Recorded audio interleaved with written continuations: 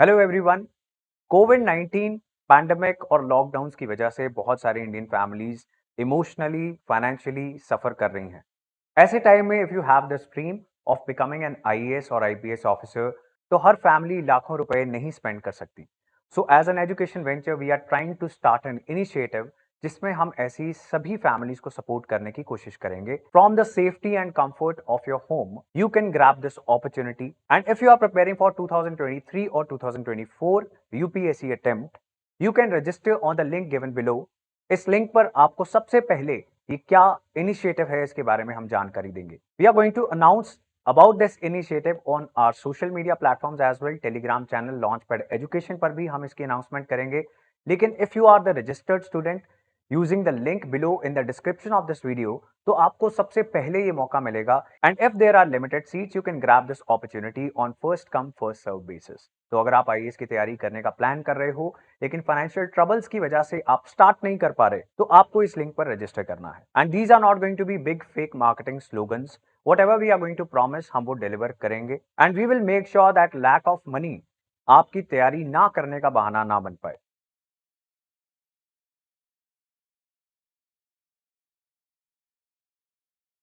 Hello everyone, welcome to Launchpad Education.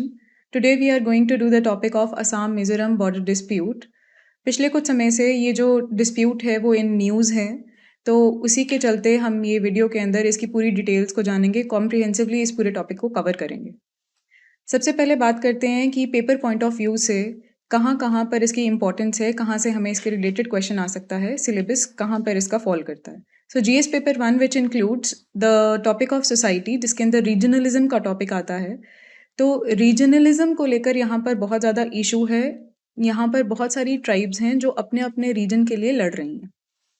Second point is, दूसरा जो paper है that is GS paper 3, जिसके अंदर टॉपिक आता है इंटरनल सिक्योरिटी का, जहाँ पर ये टॉपिक जो है हमारा फॉल करेगा, क्योंकि इंटरनल सिक्योरिटी के मैटर्स दैट इज़ हमारे कंट्री के विद इन कुछ ऐसे डिस्प्यूट्स जो अराइज होते हैं जो हमारे देश को किसी न किसी तरह से हार्म करते हैं, उसकी पीस और उसकी स्टेबिलिटी को हैम्पर करते हैं। तो यहाँ पर हम इसको करेंगे। तो शुरू करते हैं टॉपिक को। सबसे पहले देखते हैं कंटेंट्स में हम लोग क्या करने वाले हैं। So we'll see that what happened in the recent past, कौन सा इंसिडेंट अभी हमें देखने को यहाँ पर मिले, कैसे कैसे इवेंट्स होते हुए आ रहे हैं पास्ट टाइम में, क्या क्या इंसिडेंट्स हुए हैं, कैसे क्लैशेस हुए हैं, यहाँ पे violent clashes have been observed. Then we will see कि what is the history behind all these clashes, ऐसा क्या डिस्प्यूट हो गया है इन दो रीजन्स के बीच में which is why this violent clashes have occurred. Next we'll do certain considerations कि असम और मिजोरम जो है वो क्या समझता है, अपनी अपनी उनकी क्या मान्यताएं हैं जिसको लेकर उनके बीच में ये लड़ाई हो रही है। फिर उसके बाद देखेंगे कि अब, क्योंकि बहुत समय से ये डिस्प्यूट चल रहा है, तो अब उसकी क्या सिचुएशन है। So we'll see the current situation, then we'll see certain challenges that the area is facing and the way forward. And lastly, we'll do certain questions, certain practice questions related to prelims and mains. Issue को start करने से पहले हम कुछ बातों को समझते हैं। असम जो है वो नॉर्थ ईस्टर्न रीजन की पॉलिटिकल एक्सिस बना हुआ है बहुत समय से। बहुत सारे ऐसे टेरिटोरियल डिस्प्यूट्स हैं जो असम से रिलेटेड हैं with the other neighbouring states, जैसे कि स्टेट ऑफ मेघालय है, मिजोरम के साथ इशू चल रहा है, नागालैंड के साथ इशू है, ऑल्सो विद अरुणाचल प्रदेश। सो ऐसा क्या है असम के अंदर कि उसके इतने सारे स्टेट्स के साथ बॉर्डर डिस्प्यूट्स चल रहे हैं, इस चीज़ को हम लोग समझेंगे। असम जो है वो एक बड़ी स्टेट हुआ करता था प्री इंडिपेंडेंस टाइम्स के अंदर, तो उस स्टेट से काफ़ी सारी स्टेट्स जो हैं वो इमर्ज हुई हैं हमारी नॉर्थ ईस्ट की, राइट। जिसकी वजह से जब जब ये बाउंड्रीज जो हैं वो असाइन हुई, तब तब कुछ कुछ ऐसी प्रॉब्लम्स आई जिसकी वजह से बाउंड्रीज जो हैं वो प्रॉपरली डिफाइन नहीं हो पाई, और आने वाले समय के अंदर ये जो बॉर्डर डिस्प्यूट्स हैं ये इमर्ज हुए।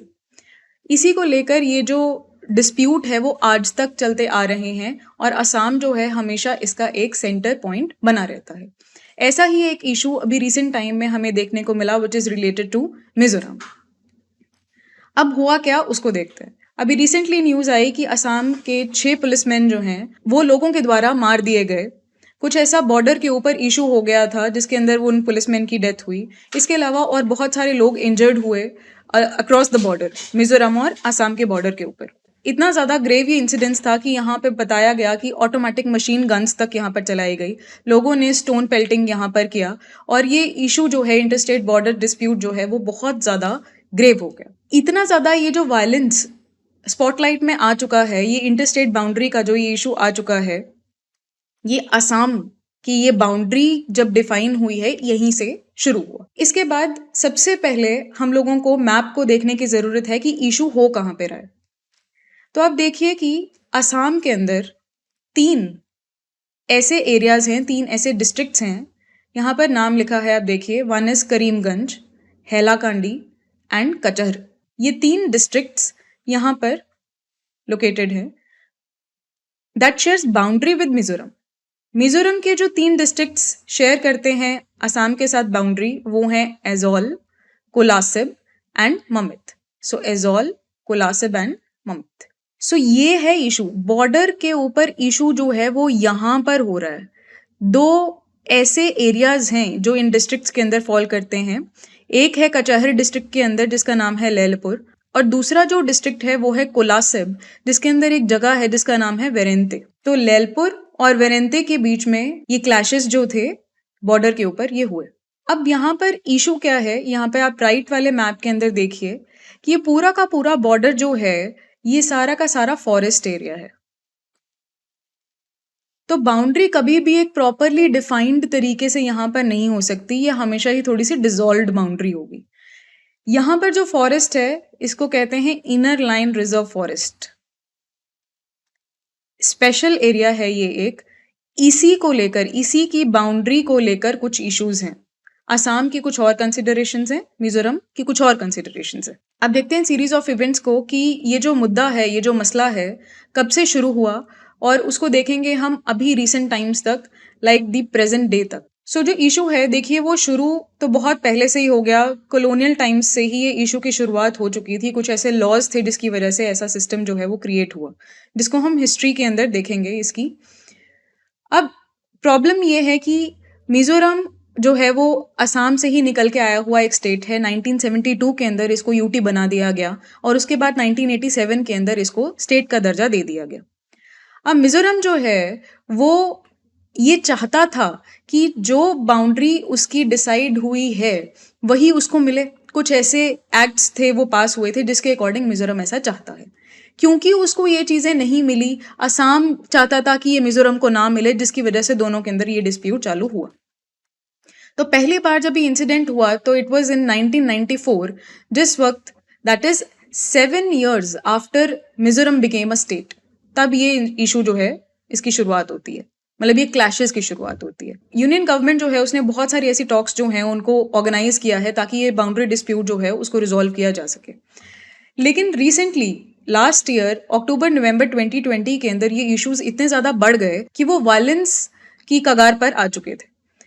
अक्टूबर के अंदर असम के पुलिस ऑफिसर्स जो थे वो गए मिजोरम के अंदर, एक जगह थी जिसका नाम था Sahaipur, this one, and they threaten to blockade the interstate highway. उन्होंने थ्रेटन किया कि वो जो इंटरस्टेट हाईवे है उसको ब्लॉक कर देंगे। फिर कुछ ही समय के बाद अक्टूबर के अंदर ही उसी साल दैट इज 2020 के अंदर इंटरस्टेट हाईवे जो था और उसी के साथ नेशनल हाईवे भी कनेक्ट करता है, दोनों को ब्लॉकेड कर दिया गया, दोनों को ब्लॉक कर दिया गया by the individuals at Lailapur. तो इसके अंदर लोकल कम्युनिटी जो है वो इन्वॉल्व हो चुकी है। नवंबर के अंदर फिर यहाँ पर बॉम्बिंग्स हुई। फनोम करके एक जगह है, कहाँ पर, कोलासिब के अंदर ये जगह है। Kolasib is a district of Mizoram, जो अभी हमने थोड़ी देर पहले मैप के अंदर देखा था। वहां पर एक प्राइमरी स्कूल के अंदर ये बॉम्बिंग्स हुई। पीस मीटिंग रखी गई जिसके अंदर दोनों स्टेट्स को बिठाया गया और एक शांतिपूर्वक सॉल्यूशन निकालने की कोशिश जो थी यहाँ पर की गई। बट स्टिल क्लैशेस जो थे वो अभी भी बंद नहीं हुए। दोनों साइड के जो विलेजर्स हैं, लैलपुर के भी और वेरेंते के, दोनों साइड से रेजिडेंट्स के बीच में क्लैशेस चालू रहे। इसके बाद यूनियन होम मिनिस्टर हमारे अमित शाह जी ने इंटरवेंशन किया और पीस और सिक्योरिटी को इंश्योर करने के लिए यहाँ पे सेंट्रल फोर्सेस को डिप्लॉय किया गया और ब्लॉकेड को एंड किया गया। इसके बाद भी सिलसिला जो था वो थमा नहीं। आने वाले साल दैट इज 2021 के अंदर भी, early 2021 that is January February, continuously कुछ ऐसे इंसिडेंट्स होते रहे। Recently, 10th July 2021 को chief secretaries of Assam and Mizoram had met to discuss this boundary dispute. तो इन्होंने ऐसा फैसला किया कि हम लोग ऐसा शांतिपूर्वक एक सॉल्यूशन निकालने की ट्राई करते हैं। आवर्स आफ्टर द मीटिंग, इसी मीटिंग के कुछ समय के बाद वहां पर ग्रेनेड ब्लास्ट हुआ। तो ये शो कर रहा था कि कुछ ऐसे एलिमेंट्स तो हैं जो ये शांतिपूर्वक सॉल्यूशन को नहीं चाहते हैं या इस इशू को ऐसा ही डिस्टर्ब्ड रखना चाहते हैं। अब क्लैशेस जो हैं फिर से एक बार यहाँ पर हुए ऑन 24 जुलाई। अमित शाह जी यहाँ पर कुछ समय पहले ही मीटिंग करने के लिए आए हुए थे with all the chief ministers of the 8 states. ये जो मीटिंग थी ये मेघालय के अंदर हो रही थी, शिलोंग के अंदर। कुछ ही समय के बाद इसके विद इन फ्यू डेज एक बहुत बड़ा इंसिडेंट यहाँ पे हुआ। बॉर्डर के ऊपर असम और मिजोरम के वायलेंट क्लैश हो गया।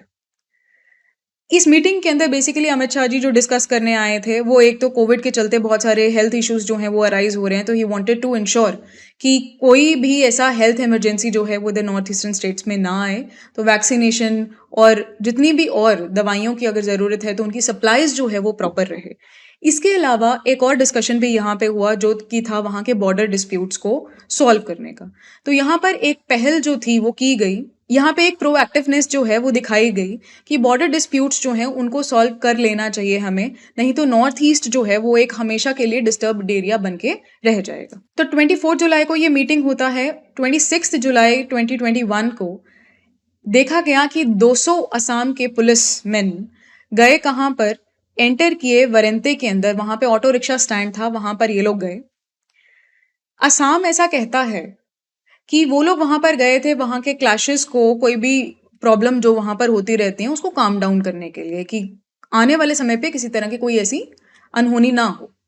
लेकिन मिजोरम ऐसा मानता है कि असम पुलिस जो है वो उनके एरिया के अंदर एंटर करी फोर्सिबली, कि वो किसी एरिया को कब्जा करना चाहते थे, इसीलिए वो इतने सारे पुलिसमैन यहाँ पर लेकर आए। अब इसी की वजह से टेंशन जो थी वो राइज होने लगी और मिजोरम पुलिस जो है वो ये कहने लगी कि हमारे यहाँ पर फार्मर्स की जो हट थी उस एरिया के अंदर, वो जो डिस्टर्ब्ड एरिया है अलोंग लेलपुर एंड वेरिंगते, फार्मर्स की जो हट्स थी उनको जला दिया गया। हमें नहीं पता कि वो किसने जलाया, बट उनको ऐसा अंदेशा है, उनको ऐसा शक है कि ये जो लोग थे ये from the side of Assam थे। यहाँ पे क्लैशेस शुरू हो गए सिविलियंस के बीच में और यहाँ पर असम पुलिस ने उनको कंट्रोल करने के लिए उनके ऊपर असॉल्ट करना शुरू कर दिया। वो निहत्थे थे और इसके बदले में वहां पर जो प्रेजेंट सिविलियंस थे उन्होंने भी फिर वापस से एक्शन लिया and they also started using violent methods to protect themselves. Tear gas grenades Assam police के द्वारा यहाँ पर लॉन्च किए गए and lots of problems occurred and the result of this clash was that 6 policeman of Assam police died. तो ये बहुत ही एक मेजर, आप ये कह लीजिए एम्बैरेसमेंट की बात है कि हमारी दो स्टेट्स इतने ज़्यादा वायलेंस के ऊपर आ चुके हैं, इतने ज़्यादा इनके अंदर मतभेद हो चुके हैं कि ये लोग पुलिसमैन के ऊपर या गवर्नमेंट ऑफिशियल्स के ऊपर तक आकर अटैक अब करने पर आ चुके हैं। इसके बाद जो इंसिडेंट्स हैं वो बहुत ही डिस्टर्बिंग हो गए। एक एग्रीमेंट क्योंकि बहुत पहले साइन हो चुका था गवर्नमेंट्स ऑफ असम और मिजोरम के बीच में। हमें पता है कि बॉर्डर डिस्प्यूट है, लेकिन जो भी सिचुएशन अभी है इसको स्टेटस को मेंटेन करके रखते हैं। स्टेटस को का मतलब होता है कि जो सिचुएशन जैसी है उसको वैसे ही रहने दिया जाए। तो ऐसा ही नो मैन्स लैंड है, इसके अंदर कोई भी आके कब्जा नहीं करेगा, कोई इस एरिया के अंदर नहीं आएगा, तो जो जैसा है उसको वैसे ही चलने दिया जाए। लेकिन हुआ क्या कि लेलपुर के जो लोग थे उन्होंने ये स्टेटस को ब्रेक किया और ऐसा माना जाता है कि ऐसा कहा गया कि उन लोगों ने अपनी हट्स जो थी वो वहां पे बनाई, उस एरिया के अंदर बनाई। तो people from Mizoram side went there and उन हट्स को जो था कहते जला दिया गया। इसी वजह से ये सारा का सारा इशू जो है वो अराइज हुआ। अब सारा मुद्दा हमने समझा कि रिसेंटली क्या इशू यहाँ पर हो रहा है, किस तरह की प्रॉब्लम्स जो हैं दोनों साइड्स के लोग जो हैं वो फेस कर रहे हैं। अभी हम लोग समझते हैं कि इसका हिस्ट्री क्या है, ये डिस्प्यूट कब से शुरू हुआ, क्या उसके रीजंस हैं जिसकी वजह से ये चीज़ चल रही है। तो ये जो बाउंड्री इशू है ये इंडिपेंडेंस टाइम का नहीं है, ये उससे भी पहले का, जब अंग्रेज यहाँ पर थे, that is the colonial era. This dates back to the colonial era, जब यहाँ पर बाउंड्रीज जो थी ब्रिटिशर्स ने डिमार्केट करनी शुरू करी थी। उन्होंने अपनी एडमिनिस्ट्रेटिव नीड्स, उनकी इकोनॉमिक नीड्स जैसी भी थी उसके अकॉर्डिंग उन्होंने यहाँ पर बाउंड्रीज को बनाया था। लेकिन ब्रिटिशर्स जो थे वो इतने ज़्यादा इन चीज़ों को ध्यान में नहीं रखते थे कि अगर अभी हमने यहाँ पर बाउंड्री बनाई है, फिर कोई और मान लीजिए बाद में कोई एक्ट पास हो गया तो उसके अंदर थोड़ा सा बाउंड्री वो इधर उधर कर देते थे. They were not that proactive about it. So they were not very aware about it कि ये आगे जाकर कोई प्रॉब्लम्स लीड कर सकता है, इसकी वजह से कुछ और ऐसे क्लैशेस हो सकते हैं. इसके बारे में उनको कोई भी अंदाजा नहीं था. तो इसी वजह से अब यहाँ पर आप देखेंगे कि कुछ ऐसे एक्ट्स, कुछ ऐसे रेगुलेशंस यहाँ पास हुई जिसकी वजह से इश्यूज राइज होंगे. अब मिजोरम जो है वो पहले जैसे हमने बात करी आसाम का पार्ट था और मिजोरम को जाना जाता था लुशाई हिल्स के नाम से. मिजोरम जो है वो यूनियन टेरिटरी बना 1972 के अंदर और स्टेट बन गया 1987 के अंदर आसाम से अलग होकर. और असम जो था वो एक कॉन्स्टिट्यूएंट स्टेट ऑफ इंडिया बना 1950 के अंदर और इस 1960s के दशक से लेकर 1970s के दशक तक बहुत सारी स्टेट्स जो थी यहाँ से निकलनी शुरू हो गई. तो बाकी जितनी आप नॉर्थ ईस्टर्न स्टेट्स को जानते हैं वो धीरे धीरे करके यहाँ से निकली और असम का एरिया धीरे धीरे छोटा होता गया. तो जो 3 डिस्ट्रिक्ट्स असम के और 3 डिस्ट्रिक्ट्स ही मिजोरम के जिनके बीच में इशू था वो हैं, यहाँ पर देखिए कचर, जैसे अभी हमने मैप के अंदर देखा, अभी दोबारा हम देखेंगे मैप में, हैलाकांडी, करीमगंज. दूसरी साइड पे जो मिजोरम है उसके 3 डिस्ट्रिक्ट्स जो हैं वो है ऐजॉल, कोलासिब और ममित. तो 164 किलोमीटर अप्रोक्सीमेटली इतनी लंबी बाउंड्री है जिसके ऊपर ये इशू चल रहा है.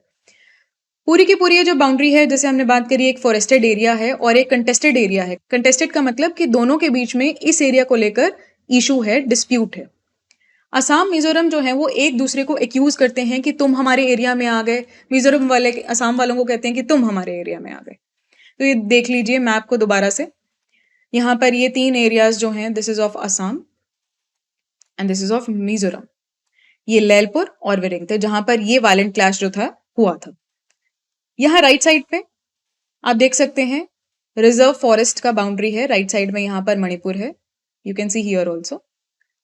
ऊपर बराक रिजर्व फॉरेस्ट है. So this is the area, here you can see the smaller area.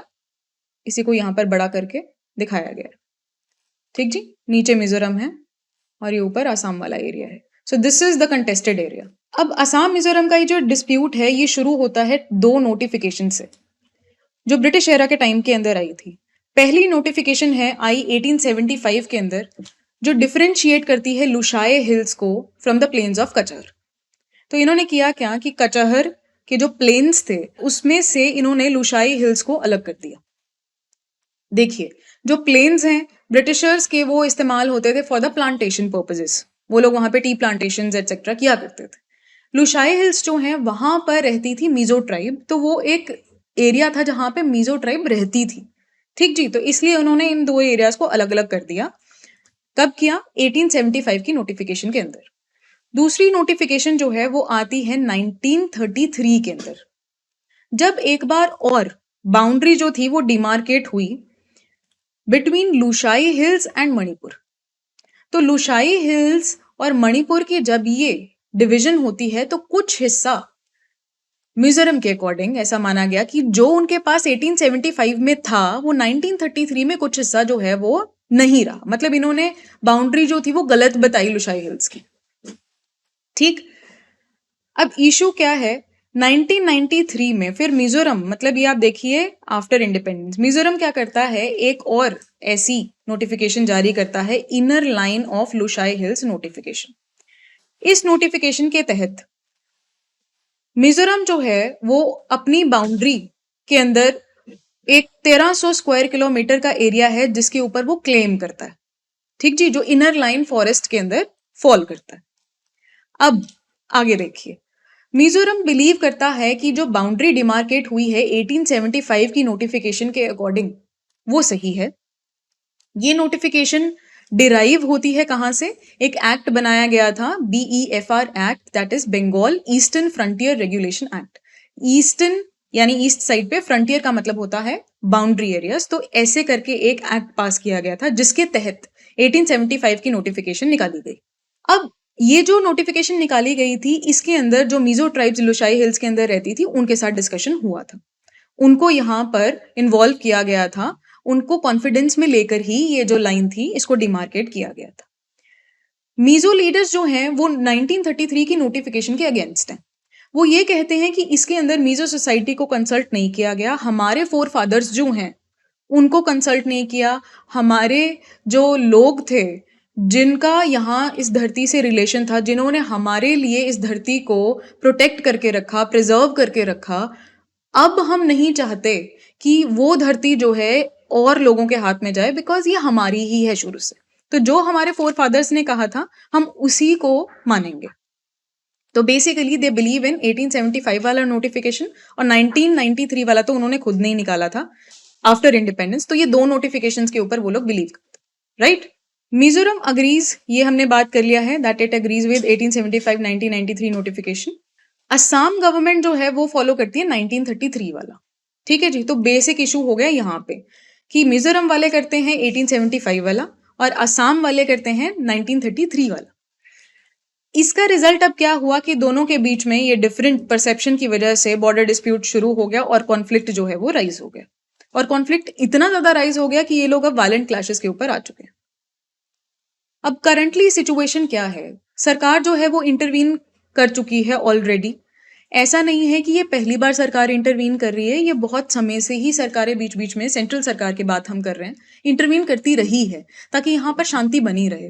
लेकिन जब जब क्लैशेस राइज होते हैं तो ऑब्वियसली गवर्नमेंट जो है वो अपना रोल जो है वो प्ले करती है यहाँ। तो किया क्या, यहाँ पे अभी एक न्यूट्रल फोर्स लगा दी गई है, यहाँ पे CAPF central armed police force जो है हमारी लगा दी गई है, यहाँ पे डिप्लॉय कर दी गई है। तो उनके कंट्रोल में है अब ये एरिया। लेकिन शब्दों का जो बाण है वो चलता जा रहा है यहाँ पे दोनों तरफ से। ट्विटर के ऊपर बहुत बड़ी फाइट्स जो हैं वो चल रही हैं दोनों CMs की तरफ से, from the CM of Assam and Mizoram. दोनों एक दूसरे को एक्यूज कर रहे हैं कि आपकी वजह से ये इशू हुआ। मिजोरम वाले असम वालों को कह रहे हैं कि आपकी वजह से ऐसा इशू हुआ। तो इसकी वजह से अब क्या हुआ कि अमित शाह जी को एंटर करना पड़ा इस मुद्दे के अंदर, उनको स्टेप इन करना पड़ा। उन्होंने दोनों चीफ मिनिस्टर से बात करी और उनको कहा कि आप इमीडिएटली ये वायलेंस को एंड कीजिए, इसके लिए कोशिश कीजिए आप। और दोनों साइड के जो भी ऐसे लोग हैं जो ऐसा वायलेंस को बढ़ावा देते हैं, उन लोगों को आप आइडेंटिफाई कीजिए और इनको कंट्रोल कीजिए और इस मुद्दे को शांतिपूर्वक तरीके से सॉर्ट आउट कीजिए। तो देखिए, तो मिजोरम और असम जो है उन्होंने ये फैसला ले लिया कि हम इस मुद्दे को शांतिपूर्वक सॉल्व करने वाले हैं, क्योंकि इसका और कोई सॉल्यूशन हो नहीं सकता। इसका सॉल्यूशन यही है कि हम डिप्लोमेटिक मेथड से यहाँ पर टॉक्स करें और इस मुद्दे को रिजॉल्व करें। So both agreed for deployment of a neutral force under a senior CAPF officer. A Union Home Ministry official said, and adding that they also agreed to continue discussions to resolve the border issue amicably. To continue discussions मतलब बात ये है कि जी ये एक दिन में solve होने वाला इशू नहीं है। सॉल्व एक दिन में होना होता तो कब का हो चुका होता। So it will take time, और टाइम क्योंकि लगना है इसीलिए डिस्कशंस चलती रहनी चाहिए। हमारा ये जो डायलॉग है ये कंटिन्यू रहना चाहिए। अगर हमने बातचीत बंद कर दी तो ऑब्वियसली फ्रस्ट्रेशंस जो हैं, फ्रिक्शंस जो हैं वो और ज्यादा इंक्रीज होंगी। आगे देखिए, असम के जो मिनिस्टर्स हैं वो अब 5 अगस्त को विजिट कर रहे हैं एजोल के अंदर, मिजोरम जा रहे हैं। और अब मिजोरम ऑफिशियल्स के साथ इन लोगों की मीटिंग जो है वो होने वाली है ताकि पीस जो है वो यहाँ पर दोबारा से स्थापित किया जा सके। ये वाला जो इंसिडेंट्स है, ये जो पीस टॉक है, ये कैसे इस पॉइंट तक आए? तो जो मिजोरम के CM हैं जोरमथंगा, इन्होंने यहाँ पर बहुत बार ऐसी स्टेटमेंट्स दी जिसके अंदर इन्होंने शो किया कि ये शांतिपूर्वक चाहते हैं कि ये मसला जो है सॉल्व हो जाए। हाँ, नॉर्थ ईस्ट एक है और हमें ऐसे अलग अलग रहकर बिल्कुल भी नहीं एक्ट करना चाहिए, ये वायलेंस एंड होना चाहिए। इसके बाद CM ऑफ मिजोरम ने क्या किया कि कुछ ऐसी FIRs थी जो इन्होंने एक दूसरे के ऊपर फाइल कर दी थी। असम ने मिजोरम के ऑफिशियल्स के ऊपर, मिजोरम ने असम के ऑफिशियल्स के ऊपर।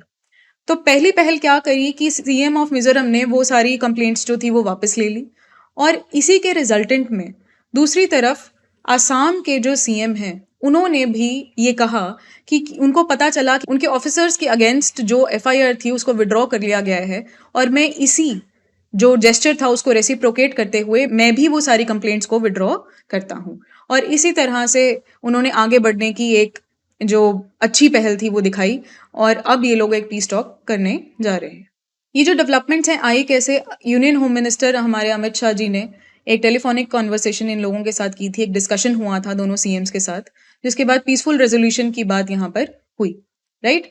And so you can see here Zoramthanga ने ट्वीट किया था, in order to prevent any possible escalation of the situation I request the people of Mizoram to avoid posting sensitive messages and make judicious use of their social media platform, क्योंकि बहुत सारी ना hatred जो है वो social media platforms के through फैलनी शुरू हो गई थी, बहुत सारे ऐसे हैशटैग्स शुरू हो गए थे। ये बिल्कुल भी सही बात नहीं है for the internal security of India. This is very very damaging. Assam ministers जो हैं वो अजोल विजिट करेंगे पीस टॉक के लिए। Amid several efforts to restore peace between the two north eastern states, two ministers from Assam will visit Aizawl on Thursday, August 5, to hold talks with representatives of Mizoram government over the border dispute. Now let us see the challenges. Challenges में सबसे पहली बात तो यही है जी कि consensus नहीं buildup हो पा रहा है, एक कॉमन पॉइंट, एक कॉमन कंक्लूजन तक ये लोग नहीं पहुंच पा रहे हैं, जिसकी वजह से डिप्लोमेटिकली कोई भी सॉल्यूशन नहीं निकल रहा। तो हमारे अभी कोई डिप्लोमेटिक विक्ट्री हमें अभी तक अचीव नहीं हुई है यहाँ पे। असम जो है वो इन्वॉल्व है मल्टीपल डिस्प्यूट्स के अंदर, जैसे हमने बात करी कि इसकी नेबरिंग 4 स्टेट्स के साथ इसके इश्यूज ऑलरेडी चल रहे हैं। तो Assam is always into disputes, which is again a very very sad thing about a state, कि वो लोग हमेशा ही किसी डिस्प्यूट में इन्वॉल्व रहते हैं और अशांति हमेशा बनी ही रहती है। तो कभी वो मिजोरम के साथ या कभी वो नागालैंड के साथ, किसी ना किसी के साथ उनका इशू चल रहा होता है। वायलेंट क्लैशेस यहाँ पर शुरू हुए, जो एक बहुत ही बड़ा चैलेंज है हमारे लिए, क्योंकि यहाँ पर सिविलियंस जो हैं वो इन्वॉल्व हो जाते हैं और फिर बहुत सारे लोग इंजर्ड हो जाते हैं, बहुत सारे ऐसे मासूम लोग जो हैं वो इसके अंदर फंस जाते हैं और अनवांटेडली सिचुएशन जो है वो एस्केलेट हो जाती है और आने वाले समय के ऊपर ये बहुत बड़ी एक फ्रस्ट्रेशन को रिजल्ट करती है। और for the peace and internal security of India this is not a positive development. Next is that it gives rise to regionalism. ये बहुत ही इंपॉर्टेंट चीज है। रीजनलिज्म का मतलब क्या हुआ कि जब आप अपने रीजन को लेकर इतने ज्यादा सेंसिटिव हैं कि आप नहीं चाहते कि किसी और स्टेट के अंदर, चाहे वो भारत की ही है, आप नहीं चाहते कि उसके अंदर भी वो एरिया जाए, आप इतने ज्यादा उससे इमोशनली कनेक्टेड हैं। ऐसे रीजनलिज्म के इश्यूज नॉर्थ ईस्टर्न स्टेट्स में बहुत ही कॉमनली पाए जाते हैं। रादर स्टेट्स की ये बात नहीं, यहाँ पे बहुत सारी ऐसी ट्राइब्स भी हैं जो अपने अपने रीजन्स के लिए with in the state fight कर रही हैं। आपने बोडोलैंड का नाम सुना होगा, गोरखालैंड के इश्यूज बहुत सारे चल रहे हैं, which demand for Gorkhaland and Bodo tribe is demanding for Bodoland. So number of tribes are there who are asking for their own territory, जहाँ पे उनकी अपनी पहचान हो, उनका अपना एरिया हो, जहाँ पे उनकी अपनी तरह की सरकारें हों, अपने तरह के रिप्रेजेंटेटिव्स हों। तो अब जब ऐसा मुद्दा उठता है दो स्टेट्स के बीच में, तो ये एनकरेज करता है और स्टेट्स को भी और रीजन्स को भी कि ऐसा इशू वो लेकर आए सामने और वो लोग फाइट करें इसके लिए, और जो भी उनकी चाहते हैं, जो भी उनकी विशेस हैं, उनको वो लोग अचीव करें। लास्ट चैलेंज जो है हमारे पास, पॉलिटिसाइजेशन ऑफ द मैटर। ये भी एक बहुत बड़ा चैलेंज है हमारे सामने। आप जानते हैं पॉलिटिक्स एक कंट्री के अंदर चीज़ों को बहुत ज़्यादा बढ़िया भी कर सकती है और बहुत ज़्यादा खराब भी कर सकती है। यहाँ पर पॉलिटिक्स जो है वो एक नेगेटिव रोल प्ले कर रही है, क्योंकि यहाँ पर ब्लेम गेम का किस्सा जो है वो शुरू हो चुका है। बीजेपी वाले कांग्रेस वालों को ब्लेम कर रहे हैं और कांग्रेस वाले यहाँ बीजेपी वालों को ब्लेम कर रहे हैं। देखिए, Congress playing politics, BJP MPs ने ऐसा कहा। अ delegation of 16 MPs from north eastern states, prime minister Modi को जाकर ये लोग मिले और इन्होंने एक मेमोरेंडम जो है जिसके अंदर कांग्रेस को एक्यूज करते हुए इन्होंने प्राइम मिनिस्टर को सबमिट किया, जिसके अंदर इन्होंने कहा कि असम मिजोरम बॉर्डर के ऊपर कांग्रेस जो है वो मैटर को पॉलिटिसाइज कर रही है और फॉरेन फोर्सेस को भी उन्होंने एक्यूज किया कि यहाँ पे कुछ और फोर्सेस हैं, कुछ एक्सटर्नल फोर्सेस हैं, यहाँ पे वो किसी न किसी तरह कुछ लोगों को टारगेट कर रहे हैं, किसी स्पेसिफिक पार्टी को वो टारगेट कर रहे हैं और कह रहे हैं कि इन लोगों की वजह से यहाँ पर वायलेंस जो है वो राइज हो, कि इन लोगों ने कुछ ऐसी छेड़खानी यहाँ पर की है कि ये मुद्दा इतना ज्यादा वायलेंट हो गया।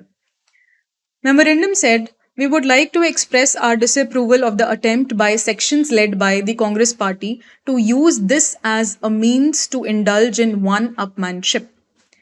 So the former PMs, they have said Pandit Jawaharlal Nehru and Indira Gandhi were not sensitive to aspirations of Mizo and Naga communities. So देखिए आप उन्होंने कहाँ पे जाके टारगेट किया है, जवाहरलाल नेहरू जी को और इंदिरा गांधी. तो ये लिखा इन्होंने मेमोरेंडम के अंदर, including union ministers Kiran Rijiju and Sarbananda Sonowal. तो उन्होंने ये चीज कही कि ऐसा मेमोरेंडम एक आया है जिसके अंदर ये बात जो है वो कही गई है. राइट, सो यू कैन सी कि दोनों ओर से, बीजेपी की तरफ से, कांग्रेस की तरफ से अटैक्स जो हैं वो एक दूसरे के ऊपर हो रहे हैं.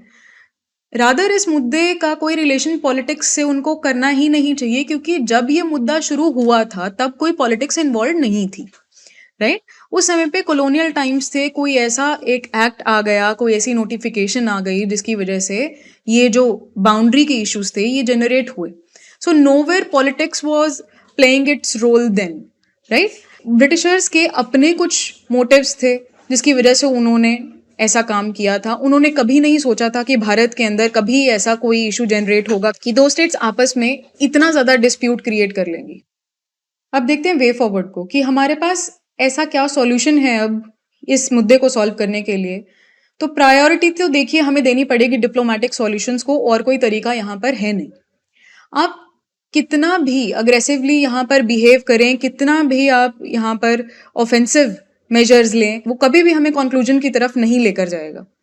वो मुद्दा हमेशा से ही ऐसा गरमाया ही रहेगा जब तक हम बातचीत नहीं कर लेते. तो एक रेजोल्यूशन ओरिएंटेड और एक नॉन वायलेंट अप्रोच जो है इसकी हमें बेहद ज़रूरत है. हम चाहते हैं कि सब लोगों को मिलकर, जो भी इसके अंदर स्टेक होल्डर्स हैं, उनको इन्वॉल्व करके यहाँ पर बात की जाए. So an accommodative and persuasive approach is very very important here. हमें लोगों से बात करनी पड़ेगी, तभी हम यहाँ पर किसी सॉल्यूशन की तरफ पहुंच सकते हैं. अगर हम इस तरह के प्रोपेगेंडिस्ट या ऑफेंसिव मेजर्स को करते रहेंगे, ये पोलिटिसाइजेशन करते रहेंगे, तो ये मैटर कभी भी सॉल्व नहीं हो पाएगा. हमें सेंटिमेंट्स को जरूर इन्वॉल्व करने की यहाँ पर जरूरत है. अब देखिए रीजनलिज्म को भी यहाँ पे कर्ब करने की जरूरत है. बहुत सारे सेंटिमेंट्स हैं यहाँ पे लोगों के, ट्राइब्स के, जो जुड़े हुए हैं अपनी धरती के साथ. उनके फोर फादर्स जो हैं वहाँ पर बहुत लंबे समय से रह रहे हैं, and they do not want कि उनको वहाँ से किसी भी तरह से निकाला जाए या उनको वंचित कर दिया जाए उस धरती से. इन सब लोगों की डिफरेंट एथनिसिटीज़ हैं, डिफरेंट लैंग्वेजेस हैं, ये डिफरेंट बैकग्राउंड से आते हैं, डिफरेंट कल्चर्स हैं इन लोगों के, जिसकी वजह से इनमें थोड़े थोड़े डिफरेंसेस हैं. इसी की वजह से पुराने समय में हमें इंडिपेंडेंस के टाइम पे स्टेट्स जो हैं वो अलग करनी पड़ी थी असम से. यही उसका रीज़न था कि इतनी सारी स्मॉलर स्टेट्स जो हैं वो अराइज हुई. बट अब हम और अफोर्ड नहीं कर सकते कि और छोटे छोटे ऐसे रीजन्स जो हैं वो अराइज हों with in the north east या कहीं और भी. अगर हम भारत की बात करें तो हम नहीं एनकरेज कर सकते इस चीज़ को, क्योंकि अगर ऐसे छोटे छोटे छोटे छोटे रीजन्स हमने अभी एनकरेज कर दिए तो बहुत सारे और रीजनलिज्म ओरिएंटेड ऐसी मूवमेंट्स को एक पुश मिलेगा, एनकरेजमेंट मिलेगा. और इतने छोटे छोटे रीजन्स को एडमिनिस्ट्रेट कर पाना भारत जैसे बड़े देश के लिए बहुत ज़्यादा मुश्किल हो जाएगा. इसीलिए हमें बहुत ज़्यादा ज़रूरत है कि ये एकजुट रहें, ये इंटीग्रेटेड रहें, लेकिन अपनी इनकी आइडेंटिटी लॉस ना हो. इंटीग्रेशन हमें मेंटेन करनी है. हम ये नहीं चाहते कि इन लोगों के ऊपर आकर कोई ऐसी एंटिटी बैठ जाए जो इनको गाइड करे कि आप ऐसा कीजिए और आप ऐसा कीजिए. ऐसा कोई proper rule regulation, hard and fast rule नहीं होना चाहिए. Right? They have their own identity, they have their own ethnicity, they have their own cultures, and that should be respected. Right? अभी देखा गया कि बीजेपी जो है वो मोस्टली नॉर्थ ईस्टर्न स्टेट्स के अंदर आप देख लीजिए इन पावर है. तो उन्होंने ही एक ऐसी ऑर्गेनाइजेशन, एक ऐसा अलायंस बनाया है, इसका नाम है NEDA. NEDA का फुल फॉर्म है नॉर्थ ईस्टर्न डेमोक्रेटिक अलायंस.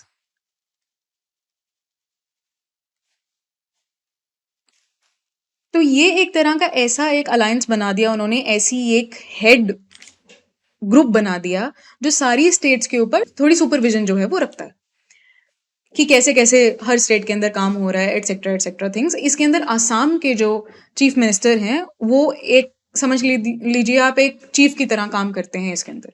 ठीक, तो अभी ऑर्गेनाइजेशन जो है इसके ज़रिए क्या किया जा रहा है, उनको बहुत ही ज़्यादा इकट्ठे रखने की कोशिश की जा रही है, उनको बहुत ज़्यादा इंटीग्रेट करने की कोशिश की जा रही है।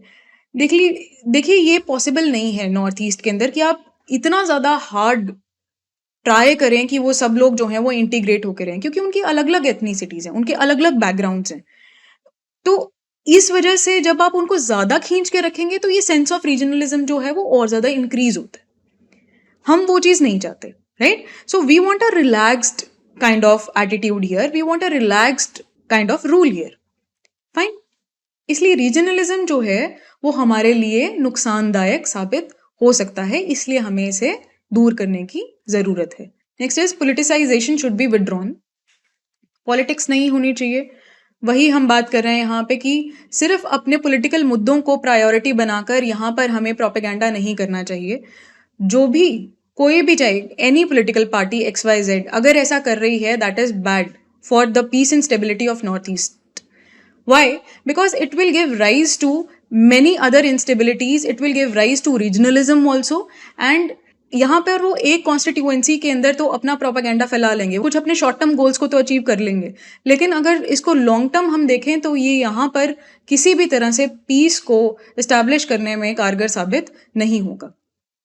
Next is the role of supreme court is very very essential.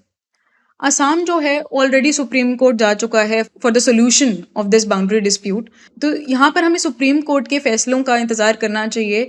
उनके तरफ से क्या ऐसी यहाँ पर गाइडलाइंस दी जाती हैं, that is very very essential for us, क्योंकि वो एक न्यूट्रल ऑर्गेनाइजेशन है। जुडिशरी जो है हमारी, वो जो यहाँ पर फैसला देगी वो सबके हित में ही होगा, and we should wait for that, right. हमें डायलॉग को जारी रखना चाहिए और जो भी कानून के तहत हम लोगों के प्रोसीजर्स हैं उनको फॉलो करते हुए यहाँ पर काम करना चाहिए। नाउ लेट अस कंक्लूड।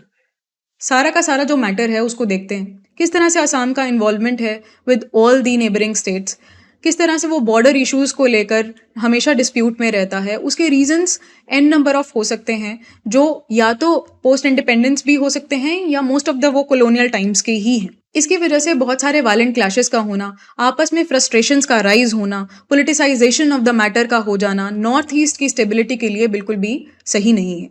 ये ना ही सिर्फ रीजनलिज्म को बढ़ावा देगा, बल्कि दूसरी ओर भारत की अगर हम ओवरऑल इंटरनल सिक्योरिटी की बात करें तो उसके ऊपर भी ये खतरा है। लेफ्ट विंग एक्सट्रीमिज्म के यहाँ पर दोबारा से बहुत ज़्यादा बढ़ने की संभावना है अगर ऐसे मुद्दे जो हैं वो नॉर्थ ईस्ट के अंदर चलते रहे।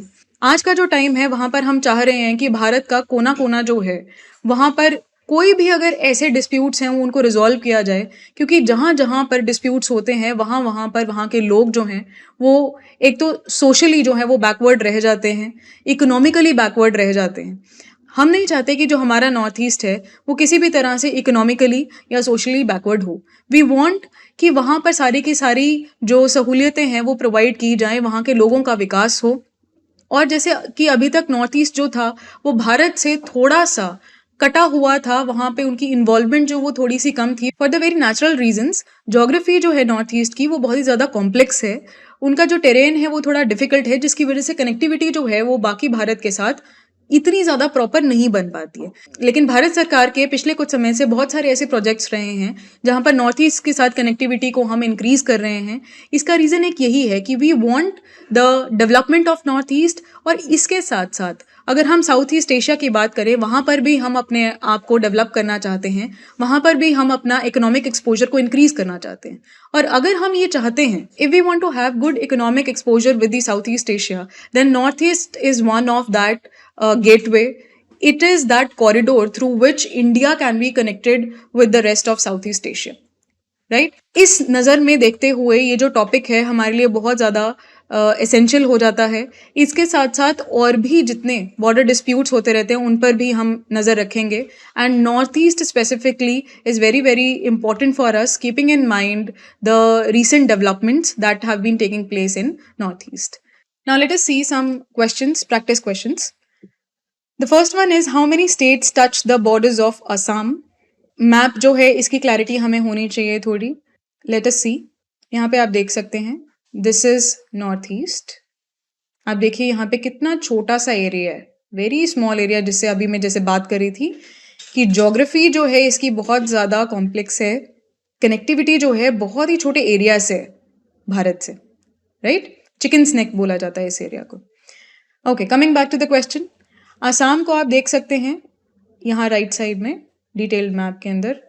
Assam share borders with Arunachal Pradesh, Nagaland, Manipur, Mizoram, Tripura, Meghalaya and this is West Bengal, right? यहाँ से आप देख सकते हैं कि ऊपर से आता है। बहुत सारे लोग गलती करते हैं यहाँ पर, वेस्ट बंगाल की जो ज्योग्राफी है उसको भूल जाते हैं, तो असम का बॉर्डर यहाँ से भी टच होता है। So the total number of states here is 7, 1 2 3 4 5 6 7। So the right answer is C. इसके अलावा आप अगर क्वेश्चंस को प्रैक्टिस करना चाहते हैं तो मैप क्वेश्चंस को ज़रूर ध्यान में रखिएगा। This is very very important from prelims point of view, और क्योंकि असम और मिजोरम का मुद्दा जो है वो काफ़ी ज़्यादा हाईलाइट हो चुका है, तो एक बहुत ही ज़्यादा प्रोबेबल क्वेश्चन यहाँ से बनने की संभावना है। Now let us see mains practice questions. Question number 1, what do you understand by the term regionalism? अभी हमने काफ़ी सारा डिस्कस किया इसके बारे में। Discuss it in the light of recent Assam border dispute. तो इसको सेंटर आइडिया में रख के आपको रीजनलिज्म को डिस्कस यहाँ पर करना है। How interstate border disputes can hamper the peace and integrity of the nation? Now this question is related to internal security issue, and the first question जो था वो सोसाइटी जो जीएस पेपर 1 के अंदर है उसके पॉइंट ऑफ व्यू से यहाँ पर बनाया गया है, और सेकंड क्वेश्चन जो है ये internal security point of view से बनाया गया है जो जीएस पेपर 3 का पार्ट है। तो किस तरह से इंटरस्टेट बॉर्डर डिस्प्यूट्स जब होते हैं तो वो देश की शांति और जो उसकी एकजुटता है उसको कैसे खतरा पहुंचा सकता है, राइट? तो बहुत सारे इंटरस्टेट बॉर्डर डिस्प्यूट्स भारत में चल रहे हैं। अगर आपको सारे पता हैं तो please do include them in this question. Otherwise जितने पता है, चाहे आप असम मिजोरम बॉर्डर डिस्प्यूट ही ले लीजिए, but try to attempt this question. और अगर आप लोग चाहते हैं कि ये जो क्वेश्चंस हम लोग करते हैं by the end of the videos, हमने इस लेक्चर के अंदर जैसे किए, हमने पास्ट कुछ लेक्चर्स भी हैं जिनके अंदर हमने क्वेश्चंस दिए थे। तो इफ़ यू पीपल वांट कि ये क्वेश्चंस को डिस्कस किया जाए तो please comment below, then we can make a separate video for that and we will be very delighted to do that for you. So that's all from my side. Thank you very much for watching this video. Please do subscribe to our YouTube channel and follow us for more updates on Facebook and Instagram. And if you need the PDF of this video, and if you want the PDF material of this video, then please follow our Telegram channel. Thank you very much.